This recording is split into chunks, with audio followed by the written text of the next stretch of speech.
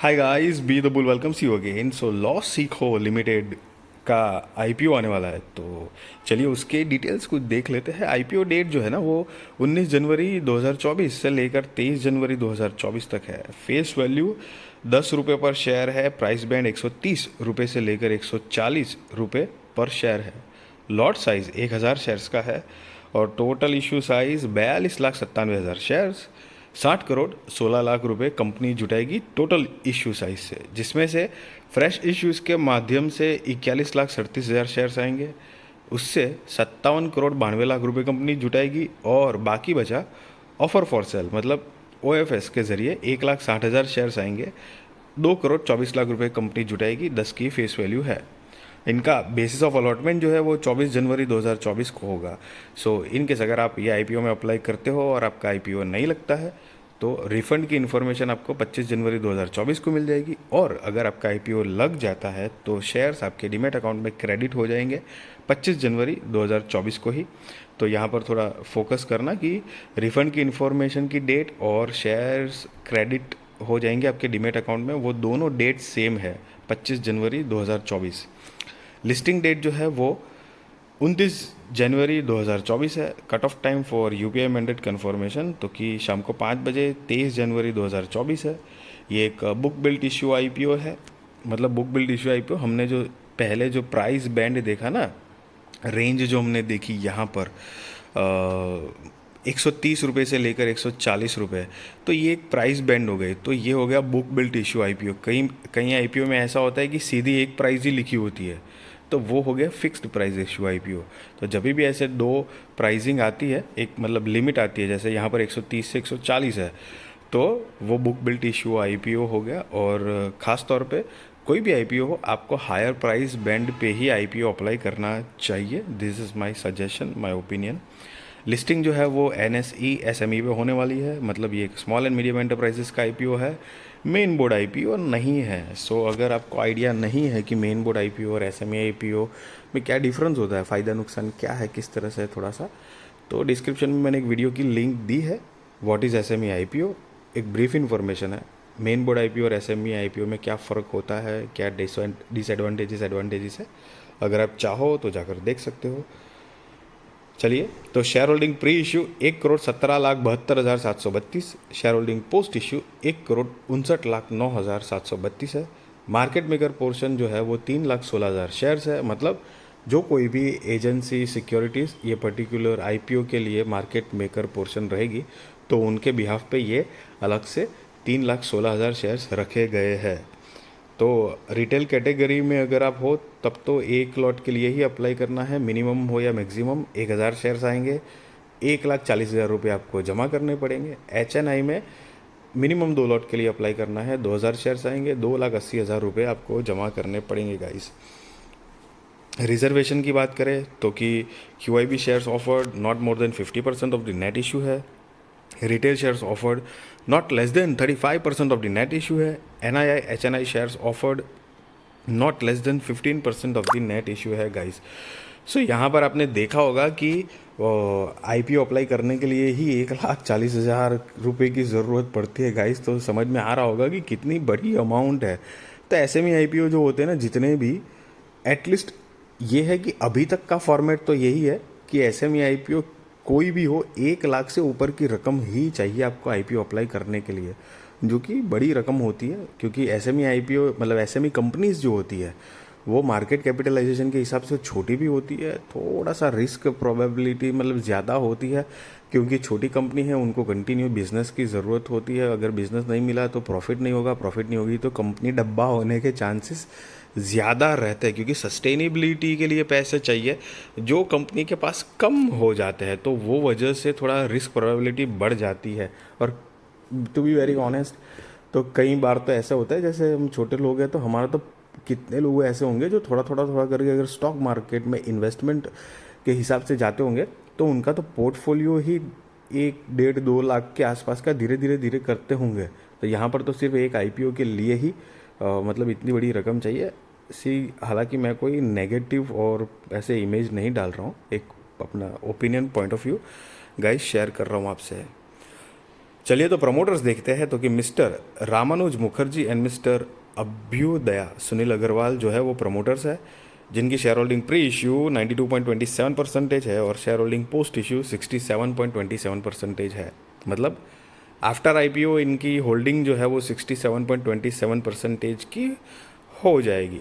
अब कंपनी के बिजनेस के बारे में अगर हम ब्रीफ आइडिया लें तो 2017 से इनकॉर्पोरेटेड है और addictive learning technology limited is an educational technology platform that primarily caters to senior and mid career professionals and sometimes young professionals, providing upskilling and career services। तो कि आप यहाँ पर एक चीज़ नोटिस करेंगे कि जब स्टार्ट किया था तो लॉ सीखो लिमिटेड करके आईपीओ से शुरुआत हुई थी। अब यहाँ पे कंपनी का नाम तो चेंज हो गया है, एडिक्टिव लर्निंग टेक्नोलॉजी, राइट। तो कि वो क्या है वो आपको नीचे समझ में आ ही जाएगा। तो कि द कंपनी ऑफर मतलब क्या क्या कोर्स करवाती है कंपनी, तो जिसके अंदर आता है law, finance, compliances, human resources, business consulting, artificial intelligence, content writing and data science under 3 different brands. तो कि अंडर 3 डिफरेंट ब्रांड्स कौन सी है? लॉ सीखो, skill arbitrage and data is good, ये 3 ब्रांड है, आप यहाँ पे पढ़ सकते हो। और जो कि लॉ सीखो के नाम से ये आईपीओ है। सो आई होप कि अब आपका वो कन्फ्यूजन क्लियर हो चुका होगा। और साथ ही साथ में कंपनी इंटरनेशनल बार एग्ज़ाम कोर्सेज भी करवाती है, जो कि कनाडा के लिए है, या यूके सॉलिसिटरी क्वालिफिकेशन एग्ज़ाम है, कैलिफोर्निया बार एग्ज़ाम है। तो ये इनके कोर्सेज भी करवाती है ताकि ज़्यादा से ज़्यादा जल्दी आपको मतलब एक थोड़ा बढ़िया तरीके से पढ़ाती होगी। अब तो वो वहाँ पे जो कोई भी है स्टूडेंट उनके उन्हीं के हिसाब से पता चलेगा कि हाँ कितना बढ़िया है क्या है।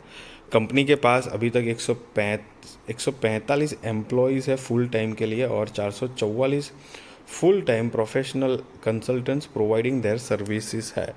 तो ये कुछ कंपनी के बिजनेस आइडिया थे, सॉरी बिजनेस मॉडल था ब्रीफ। और कंपनी के अगर फाइनेंशियल्स की बात करें कि कंपनी क्या कमा रही है, तो यहाँ पर 31 मार्च 2021, 22, 23 और 31 अगस्त 2023 के फाइनेंशियल्स गाइस दिए गए हैं। ये सारे के सारे जो फिगर्स है वो इन लैक्स में है और मैं आपको करोड़ में कन्वर्ट करके बताने वाला हूँ। और रीसेंट लेटेस्ट वाला हम फाइनेंशियल्स देखेंगे गाइस। तो कि 31 अगस्त 2023 के हिसाब से जो कंपनी की टोटल असेट 13 करोड़ 24 लाख रुपए के आसपास है, रेवेन्यू 24 करोड़ 28 लाख रुपए के आसपास है, profit after tax 3 crore 15 lakh रुपए के आसपास है, नेटवर्थ 5 करोड़ 22 लाख रुपए के आसपास है, reserves and surplus 5 crore 12 lakh रुपए के आसपास है। और कंपनी के ऊपर टोटल बोरोइंग्स जो है वो यहाँ पर नहीं दी गई है। हालांकि मार्च 2023 में कंपनी के ऊपर 15 लाख का कर्जा था, जो कि अभी यहाँ पर नहीं है, मतलब रिसेंट में एम्प्टी दिखा रहा है। और आप यहाँ पर नीचे पढ़ सकते हो अमाउंट इन लैक्स, जो कि मैंने आपको पहले ही बताया और मैंने आपको करोड़ में कन्वर्ट करके बताया है। उसका एक सिंपल रीज़न है कि जब भी आप नॉर्मली आईपीओ अरे सॉरी स्टॉक में जब इन्वेस्टमेंट के लिए सोच रहे हो और उसकी रिसर्च करते हो, तो अलग अलग वेबसाइट पे जब आप फाइनेंशियल्स पढ़ते हो तो जनरली वो फाइनेंशियल्स ना करोड़ में दिए होते हैं। तो एक यूज टू प्रैक्टिस होती है, मतलब आदत, उस हिसाब से थोड़ा इजी वे में मैंने आपको गाइस बताया है। अब की परफॉर्मेंस इंडिकेटर देखेंगे तो कि R O E 119.79%, R O C E 157.53%, debt to equity 0.08 है, E P S 4.94, R O N W 119.79% है गाइस। और कंपनी का ये आईपीओ लाने के रीजंस मतलब ऑब्जेक्ट ऑफ इश्यू की बात करें तो कि to meet out of the expenses for undefined acquisition for company in India or abroad, to meet the expenses for identified acquisition, to meet our expenses for investment in technology, to meet out the expenses for development of new courses, to meet out the branding and marketing expenses for the company, to meet out the working capital requirements of the company, to meet out general corporate purpose. और 8वां जो है to meet out the issue expenses. तो ये company के कुछ major reasons थे जो कंपनी ने दिए हैं कि आईपीओ हम क्यों लाना चाह रहे हैं। So guys, just be responsible trader and be responsible investor, value your money. And दूसरी बात कि मैं आपको कोई बाय और सेल रिकमेंडेशन नहीं दे रहा हूँ, ना ही मैं ये बता रहा हूँ आईपीओ में अप्लाई करो या ना करो। That is completely depend on your risk research और फाइनेंशियल एडवाइज़र को पूछ कर करना। बट द थिंग इज़ कि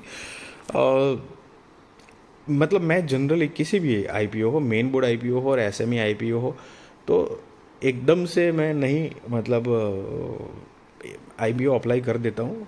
सोच समझ के थोड़ा मतलब अपने हिसाब से, जब मुझे इंटरेस्टिंग लगता है बहुत तब जाके करता हूँ। और वैसे भी आईपीओ में अप्लाई करना नहीं करना वो तो अलग बात है, लगना नहीं लगना तो जैकपॉट वाली ही बात होती है। लगा तो लगा, नहीं लगा तो नहीं लगा। क्योंकि आप जब भी आईपीओ में अप्लाई करो ना, तो आपका पर्पस जो है, गोल जो है, आईपीओ में क्यों अप्लाई कर रहे हो? भाई लिस्टिंग गेन लेने के लिए आप अप्लाई करना चाहते हो कि भाई लिस्टिंग हो जाए, भाई मतलब डबल पैसा बन जाए या ट्रिपल पैसा बन जाओ, फटाफट प्रॉफिट बुक करके निकल जाऊँ, ये पर्पस है? या वाकई में आप कंपनी के साथ एज ए इन्वेस्टमेंट थोड़ा लॉन्ग टर्म, मतलब 2-5 साल 10 साल जो भी हो, जुड़ना चाहते हो? तो वो पर्पस एक अगर क्लियर है तो आई थिंक ज़्यादा बेटर तरीके से आप आईपीओ में अप्लाई करें या ना करें वो सोच सकते हो guys. So I hope guys ये वीडियो अच्छी लगी तो ज़रूर लाइक करिए, शेयर करिए, सब्सक्राइब करिए, और प्लीज़ मेरी चैनल, मेरी वीडियो को ज़्यादा से ज़्यादा लोगों से सब्सक्राइब करवाइए and support me and my channel. Thank you so much guys for watching this video.